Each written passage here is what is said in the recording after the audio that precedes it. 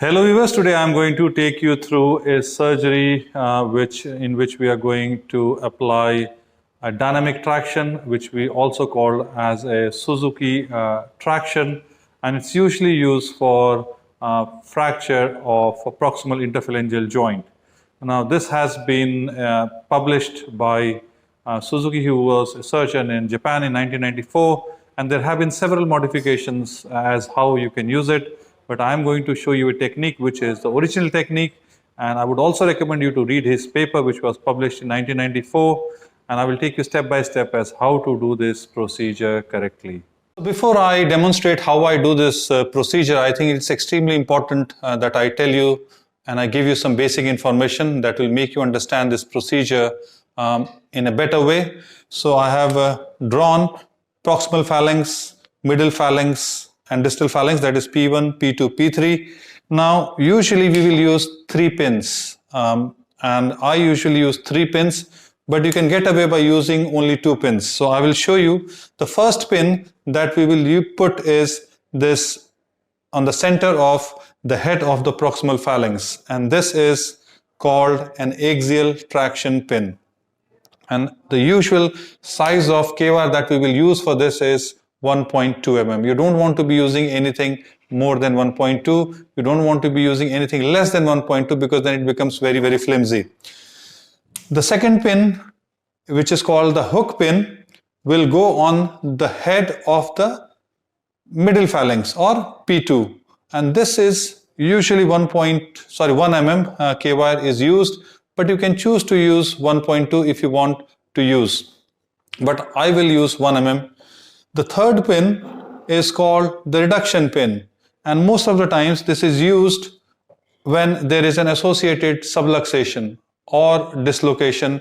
It helps in reducing the joint, making it more aligned, but it also adds stability. So there are occasions even when there are no subluxation, I will put this pin, and this is again 1 mm pin, and this is to help reduction. So now these are the 3 pins, so axial traction pin, reduction pin and hook pin. Now if you see the axial traction pin, this will point upwards. You need to bend upwards. Hook pin is going to be bent downwards, and reduction pin will bend upwards facing this way. And I will show you, and it will become more clear when I will show you the surgery. Now let's talk about how reduction pin can be used for volar or dorsal subluxation of the proximal interphalangeal joint. So this will be our first pin, the axial traction pin. This will be our second pin, that will be hook pin. Now this is the reduction pin. So if this is dorsally subluxed, you will put this pin more dorsal. So if this is the axis, you will put dorsal, and this pin will go on top of it. So what it will do, it will push it down and it will help in reduction.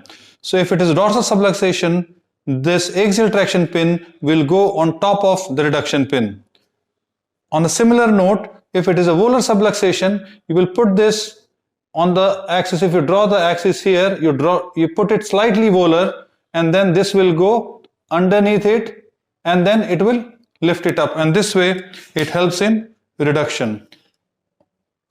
So this is the theoretical aspect of it, and as I said in my intro, I think you should read the paper. Now let's me demonstrate how I apply it on a patient.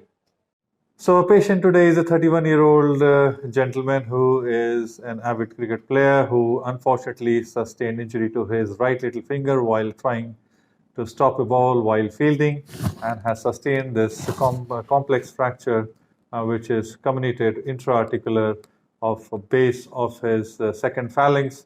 Now, if you try to open this fracture and fix it, they look usually very good on x-rays, but in terms of functions, they almost always end up having a stiff joint, which complicates the results, and they have suboptimal functional result.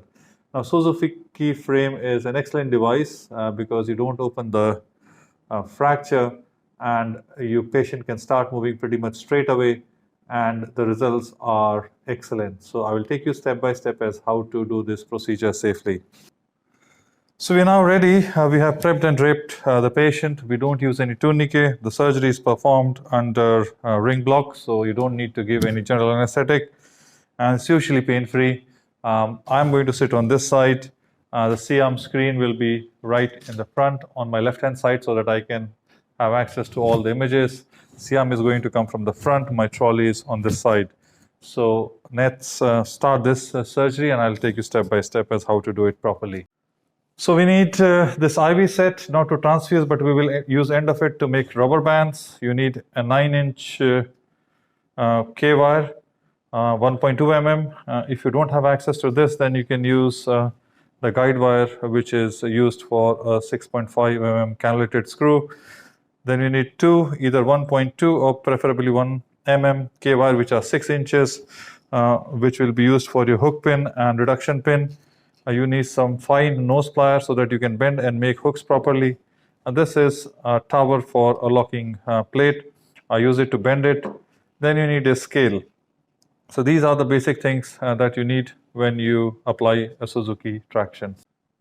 So the first thing is that you need a true lateral view. So I'm using a guide wire and I'm trying to locate the center of the head of the proximal phalanx, and I will check it on the C-arm. And next thing will be, I will show you how it looks on the C-arm. So if you see, our guide wire is right on the center of the head of the proximal phalanx, and this is where you should pass your wire. So I'm just going to put a mark with my pen onto the patient. Now the second step will be now to find the center of rotation of the second phalanx, its head. So again, same thing, I have used a wire here and I have checked it on the C-arm, and Varun will show you how it looks on the C-arm.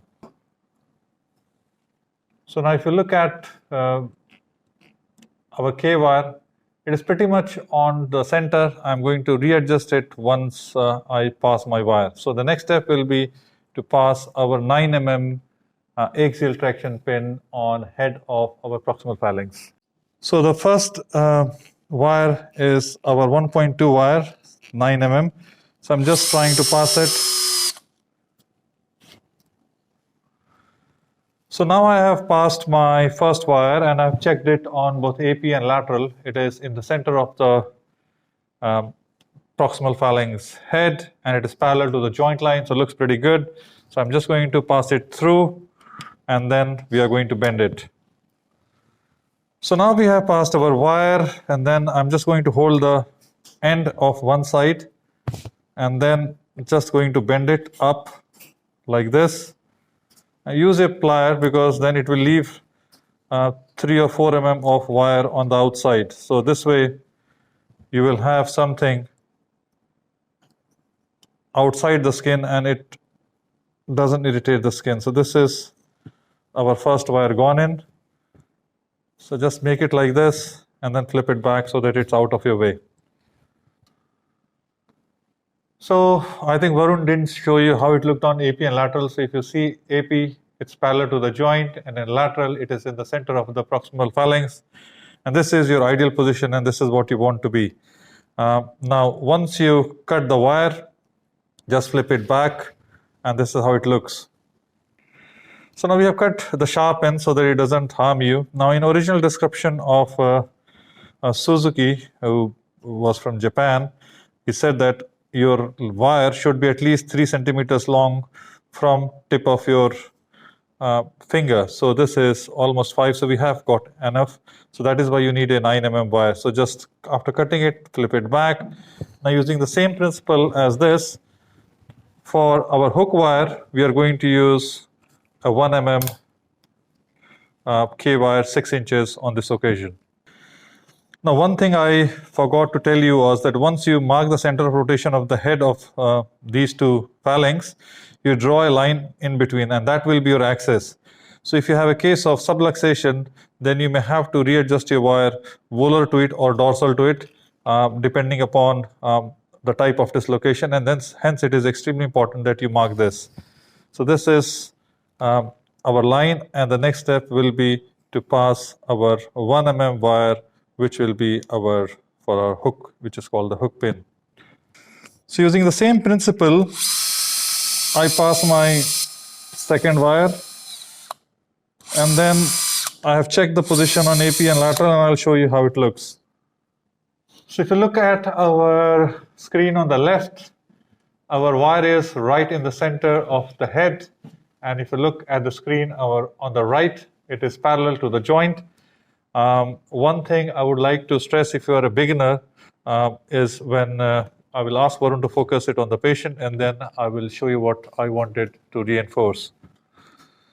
Now I have bent the wire on this occasion, but if you're starting up and you're gaining experience, then you don't bend the wire, just leave it straight like that and try to aim this wire parallel to it. They should be both parallel. And I am just putting my wire on the axis of the previous wire, and you can see both of them are parallel. So you can put both of them straight and then bend it, but because it comes in the way, I've just bent it before, so it's entirely up to you. Now this is our two wires are gone. The axial traction wire is gone in, and the hook pin wire is gone in. Let's see if there is a need for the third wire as per description of Suzuki, and it's usually used when you have got associated subluxation. So if you look at the images both on the left and the right, of course it's an intra-articular fracture. Still there is some displacement, but the position looks pretty acceptable. And if the patient can mobilize in this particular position, I think he will have good results. There's no obvious subluxation. So let's see. I've just manipulated this fracture slightly, and I would like to take a lateral just to check whether I have made it better or not. So on my manipulation, there was not much difference. There was evidence of maybe slight subluxation. So just to add stability to the construct, I have added the third wire. So if you look at the position of our third wire, the reduction wire, I have applied in the neutral axis on this occasion because there is no evidence of any clear volar or dorsal subluxation. I have added it just to improve the stability of our construct. Now the wire is parallel to all other wires, and it is just distal to our fracture site, so it's perfectly positioned. So now we just need to bend our wires. So this will bend like this, and this will bend like this. So this is our axial traction wire, this is our hook wire, and now this is our wire which will be holding up the reduction. So I'm now bending the reduction wire upwards. So both wire will be bent upwards, just like that. So these are our three wires which are used for Suzuki traction. Now we just need to make hooks, and that will be our next step. Now when we need to make a hook, this is how you make the hook. The axial traction wire, the hook will be pointing upwards or distally, and the hook of the hook wire will be pointing towards the body, that is proximally, and this reduction wire will be pointing upwards. So you just need to bend it. So I'm just going to use different tools to bend it, and I'll show you how I do it. Now we are bending the first hook. You need to measure 2.5 centimeters from your hook pin. So I'm just lining with my hook pin, and 2.5 centimeters is roughly here, and same way 2.5 centimeters is roughly here. So from this is the position we are going to bend our axial traction K wire to make a hook. So I'm using a combination of plier and this 3.5 system to bend this hook and make a hook for our traction. So this is the finicky bit of the operation. Just be patient. So I'm just going to bend it a little bit.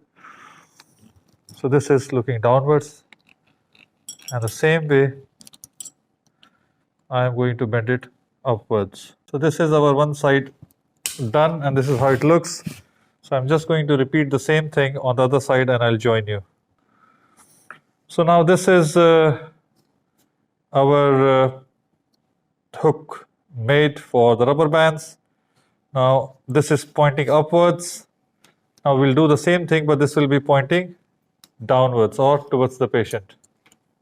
So same thing using combination of pliers and your tools. I'm going to bend it and make it pointing downwards. So now we have bent it. This is facing downwards, this is facing upwards. I'm just going to cut it. Can I have the cutter, please? So let's have the cutter. So I'm just going to cut this here. I'm just going to cut this here. And I'm just going to bend this a little bit more. So if you see the orientation of the wires, this wire is, the reduction wire is looking up, and our this pin or K wire is going on top of it, so it's not going underneath. Depending upon whether it's a volar or a dorsal subluxation, you can change the position, but on this occasion I have kept it like this. And I'm just going to make a final cut, so I'm just going to cut this here. So this is how it's going to remain. And now it's just a matter of attaching the rubber bands on to this hook. So I'll show you how I make my rubber bands. So we're just going to take 1 or 2 mm of this and cut it like that.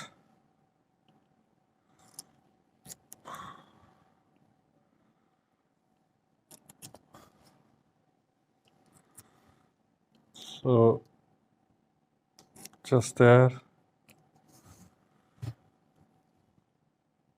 and just there. So we are going to make rubber bands out of this. So just take the tubing out. The smaller circles are usually better, so take the tubing out, and these two will be used as rubber bands.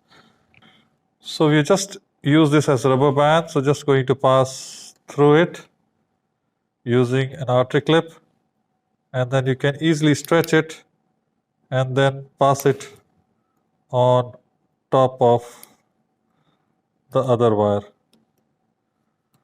like this.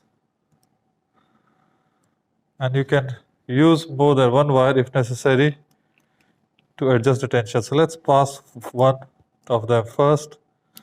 I think there is a hole in my glove, so I just need to change it.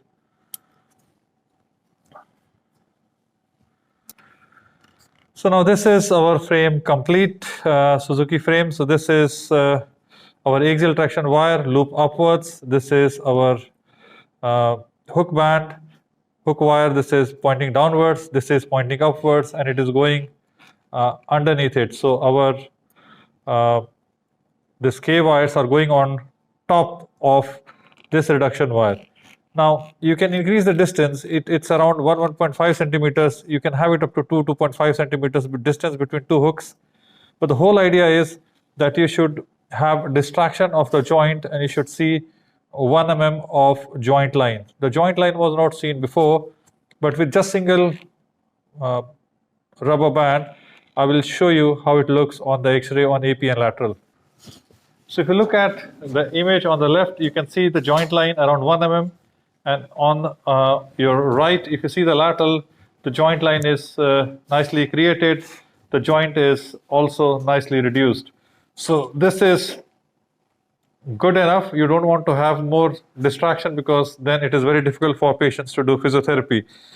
So you can use one rubber band or more than one rubber band if necessary. On this occasion, one rubber band is more than enough.